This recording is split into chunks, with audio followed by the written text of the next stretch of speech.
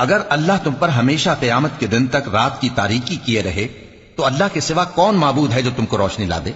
تو کیا تم سنتے نہیں؟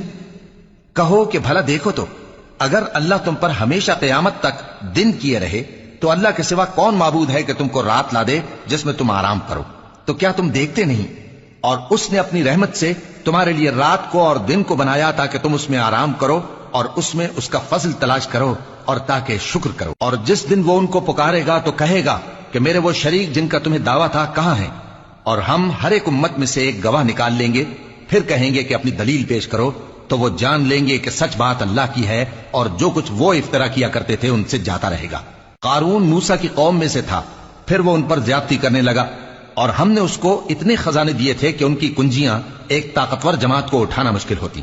جب اس سے اس کی قوم نے کہا کہ اترائیے مت، کہ اللہ اترانے والوں کو پسند نہیں کرتا، اور جو مال تم کو اللہ نے عطا فرمایا ہے اس سے آخرت کی بھلائی طلب کیجیے اور دنیا سے اپنا حصہ نہ بھلائیے، اور جیسی اللہ نے تم سے بھلائی کی ہے ویسی تم بھی لوگوں سے بھلائی کرو، اور ملک میں طالب فساد نہ ہو، کیونکہ اللہ فساد کرنے والوں کو دوست نہیں رکھتا۔ وہ بولا کہ یہ مال مجھے میرے ایک ہنر کے سبب ملا ہے۔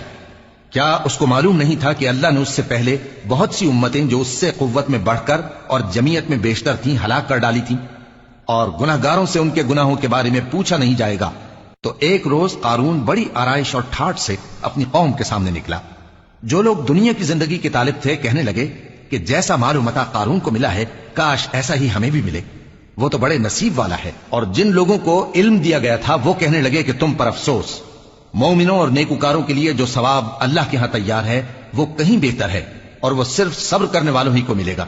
بس ہم نے قارون کو اور اس کی حویلی کو زمین میں دھسا دیا، تو اللہ کے سوا کوئی جماعت اس کی مددگار نہ ہو سکی اور نہ وہ بدلہ لے سکا۔